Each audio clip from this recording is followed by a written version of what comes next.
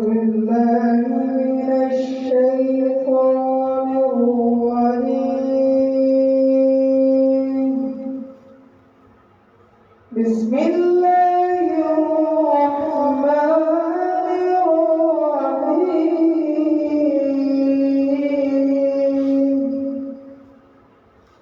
قل هو الله أحد الله الصمد لم يلد ولم يولد ولم يكن له كفوا أحد. صدق الله العظيم.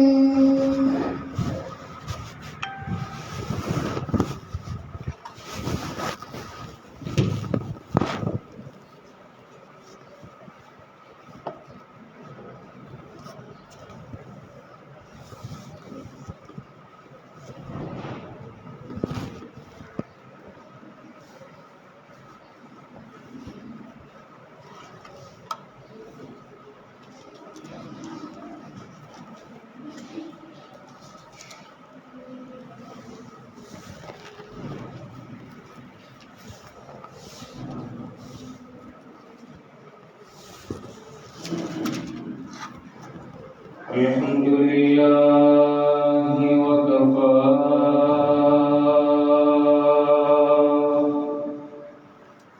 والصلاة والسلام على سيد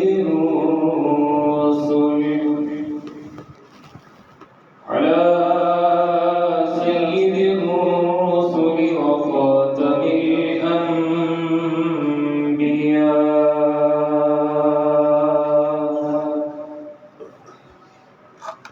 وعلى آله وأصحابه الأتقياء.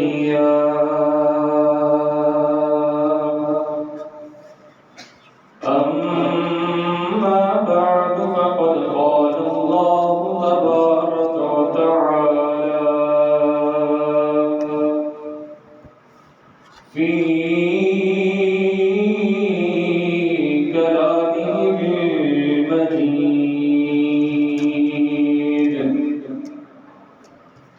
أعوذ بالله من الشيطان الرجيم. بسم الله الرحمن الرحيم. وكأين من نبي قاتل معه ربيون كثير فما وهنوا لما أصابهم في سبيل الله وما ضعفوا وما استكانوا والله يحب الصابرين. سبحان ربك رب العزة عما يصفون وسلام على المرسلين والحمد لله رب العالمين.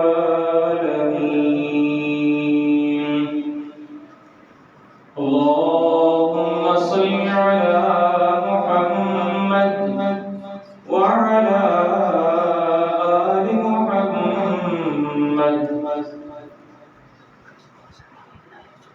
كما صليت على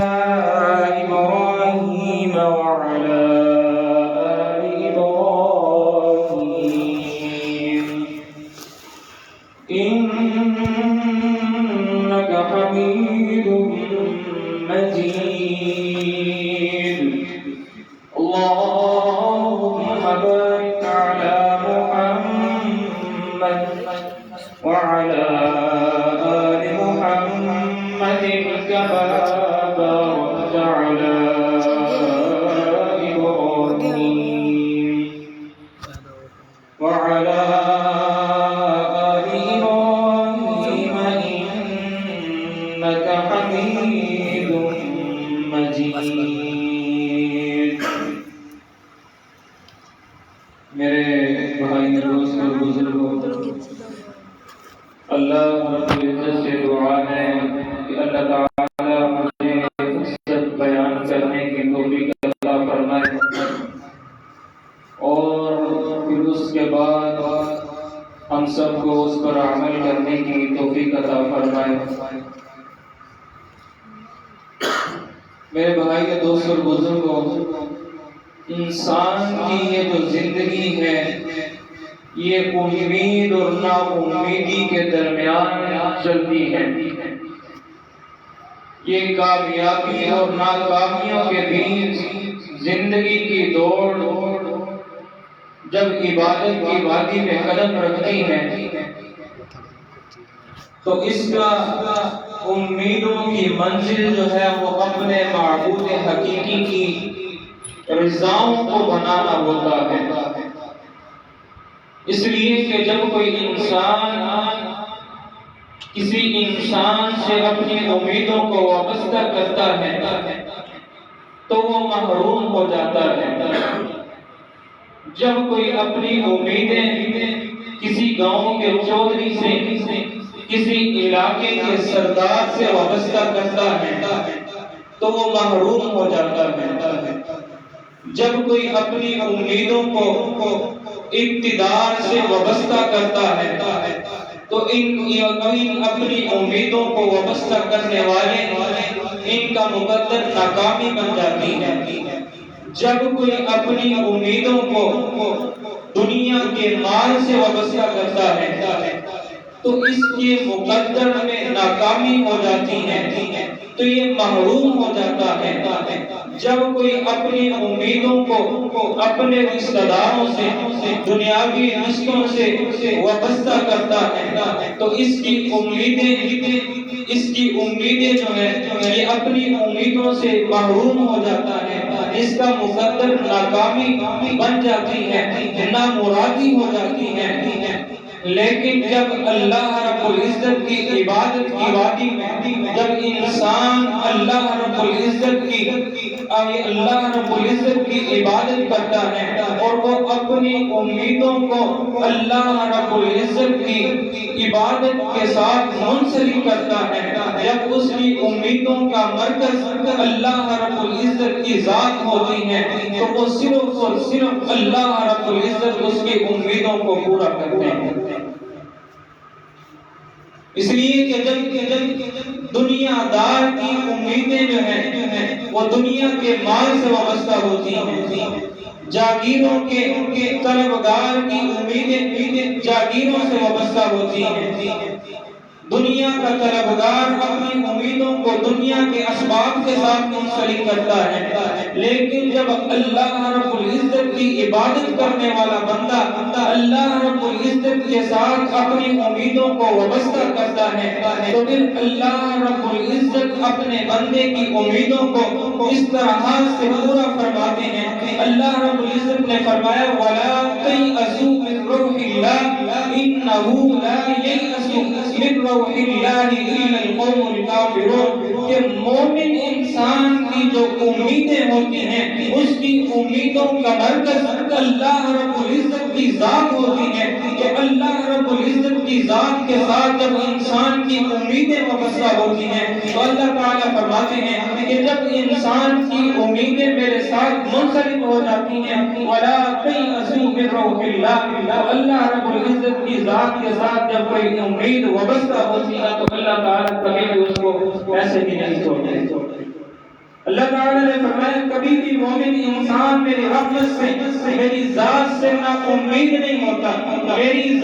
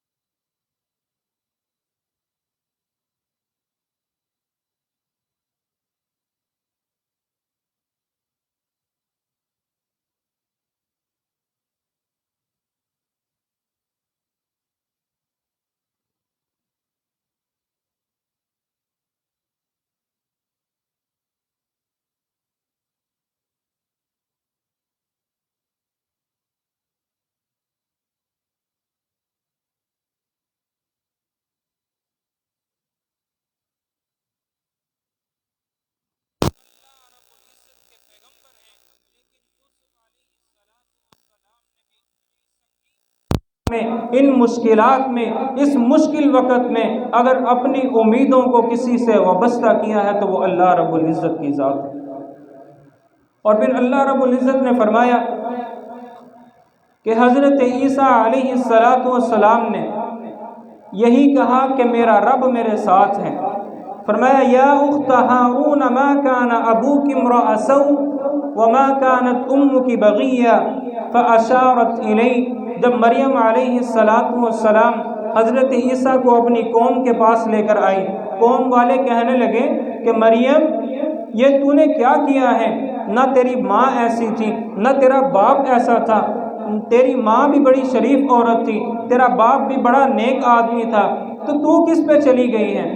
تو حضرت مریم علیہ السلام نے فاشارت الیہ، حضرت عیسیٰ علیہ السلام کی طرف اشارہ کیا۔ اب قوم والے ہنسنے لگے، قالوا کیف نکلم من کان فی المہد صبیا، کہنے لگے ہمیں بیوقوف سمجھا ہے کہ یہ گود میں بچہ لیا ہوا ہے اور یہ گود میں جو بچہ ہے یہ ہم سے کلام کرے گا۔ تو حضرت عیسیٰ علیہ السلام مریم علیہ السلام کی گود میں پکارتے ہیں، قال انی عبد اللہ،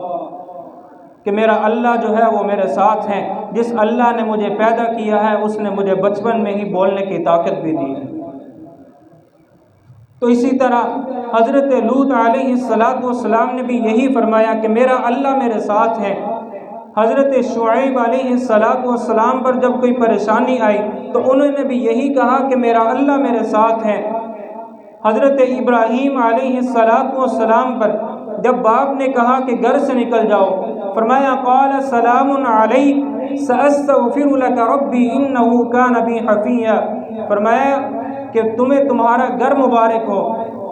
میں اللہ رب العزت کی توحید اسی طرح لوگوں کو سناتا رہوں گا،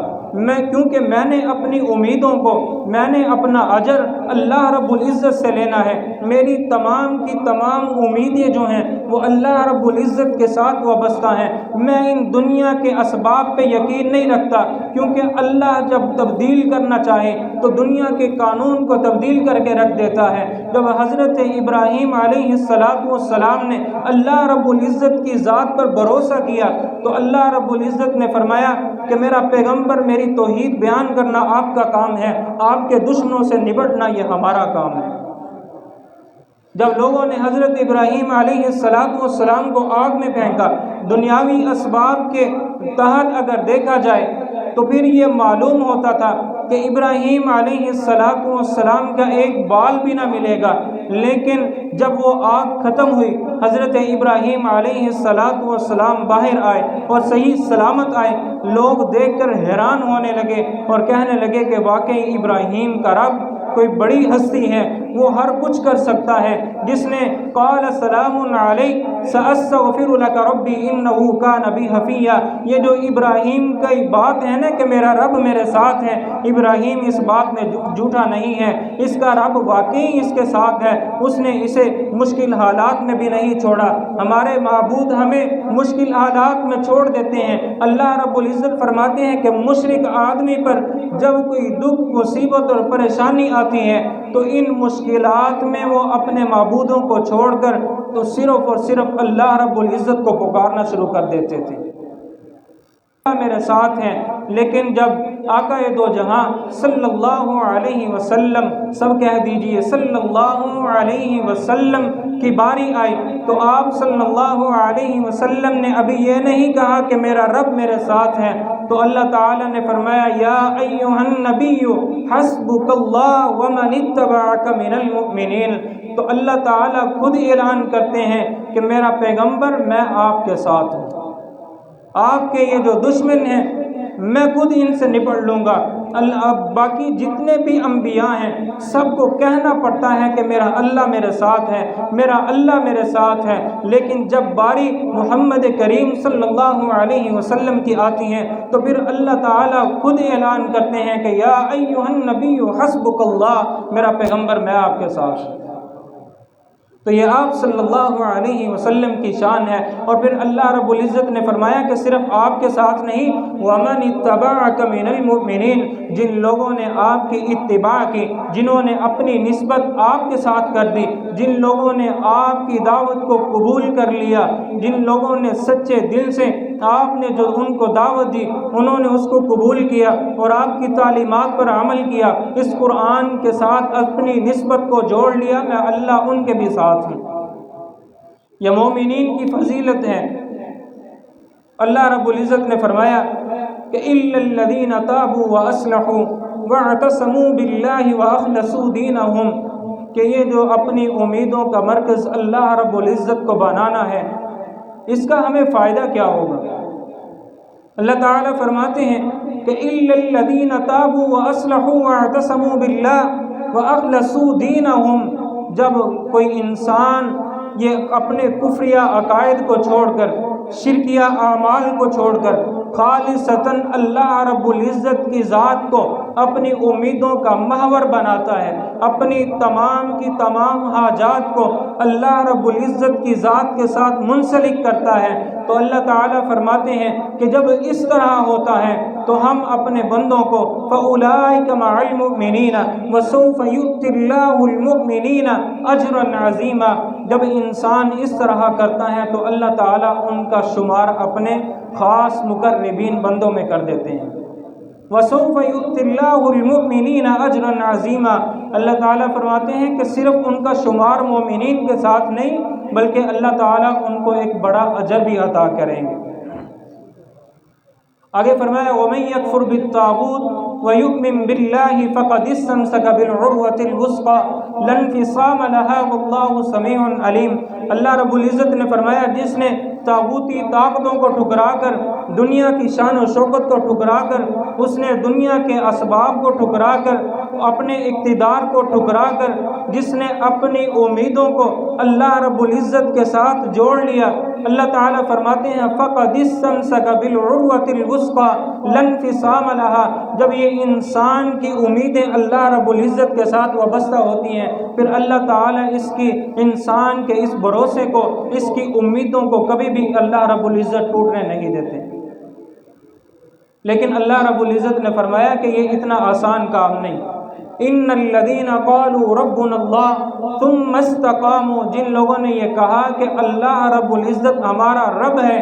اور پھر اس کے بعد استقامت اختیار کی، معلوم ہوا کہ جب انسان ایمان والا ہوتا ہے، جب اللہ رب العزت کی ذات پر بھروسہ کرتا ہے، جب دین کو اپنی زندگی میں لے کر آتا ہے، تو صرف یہ نہیں ہے کہ انسان نے قبول کیا اور جنت کا داخلہ مل گیا۔ اللہ رب العزت فرماتے ہیں کہ جب ہم کسی کو ایمان دیتے ہیں تو پھر اس کے ساتھ بڑی بڑی مصیبتیں بھی آتی ہیں، پھر اس کے انسان پر پریشانیاں بھی آتی ہیں۔ جس انسان نے ان مصیبتوں کو برداشت کیا، جس انسان نے ان مصیبتوں کو برداشت کیا، ان پریشانیوں میں صبر کیا، وَكَأَيٍّ مِّن نَّبِيٍّ قَاتَلَ مَعَهُ رِبِّيُّونَ كَثِيرٌ فَمَا وَهَنُوا لِمَا أَصَابَهُمْ فِي سَبِيلِ اللَّهِ وَمَا ضَعُفُوا وَمَا اسْتَكَانُوا وَاللَّهُ يُحِبُّ الصَّابِرِينَ، اللہ رب العزت فرماتے ہیں کہ جب ایمان لانے کے بعد انسان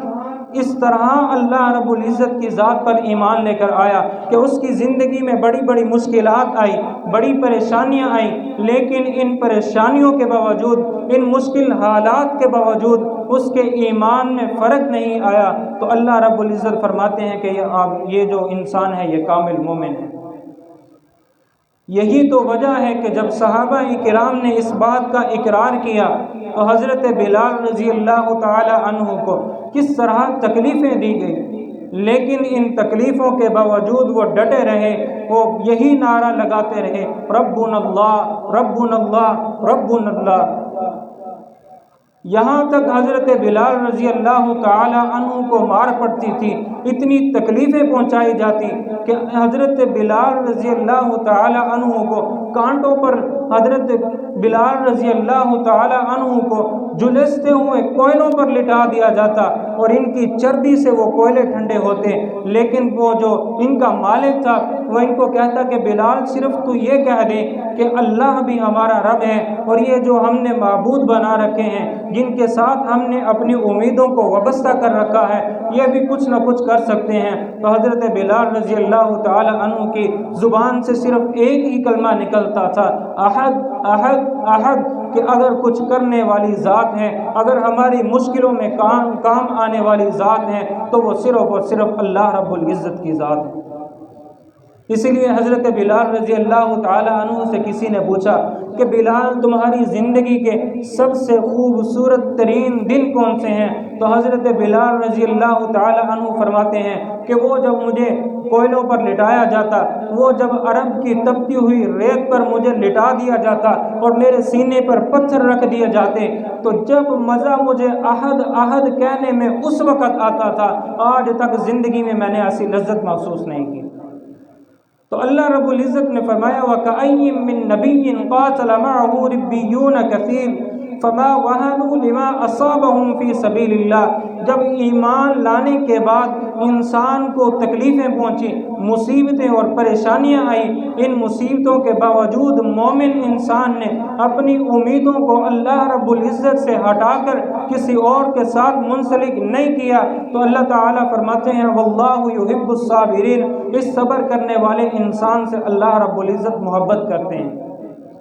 آج دنیا میں اگر کوئی ہم سے بڑا آدمی محبت کرے تو ہم جگہ جگہ پہ چرچا کرتے ہیں، جگہ جگہ پہ بتاتے ہیں کہ وہ جو فلاں آدمی ہے نا اس کی میرے ساتھ بڑی محبت ہے، میرے ساتھ بڑا تعلق ہے، لیکن اللہ رب العزت جس انسان نے ایمان کی حالت میں مشکلوں پر، پریشانیوں پر صبر کیا، دن بدن نئے نئے فتنے جنم لیتے رہے، کبھی یہاں سے ایمان پہ ڈاکا، کبھی وہاں سے ایمان پہ ڈاکا، ان تمام فتنوں کے باوجود ایمان کو ختم کرنے والے جتنے بھی کام ہیں وہ ان سے بچتا رہا اور اپنے ایمان کو بچا کے رکھا، تو اللہ تعالیٰ فرماتے ہیں واللہ یحب الصابرین، ایسے آدمی کو اللہ رب العزت کی محبت حاصل ہو گئی۔